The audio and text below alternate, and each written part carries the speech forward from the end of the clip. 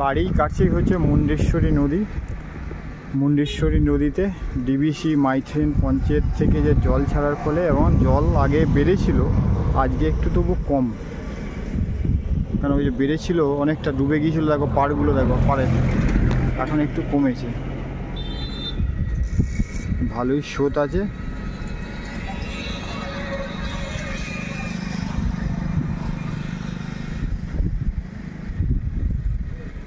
আর যে বিচে দাঁড়িয়ে সেটা দিঘড়িঘাটের বিচ।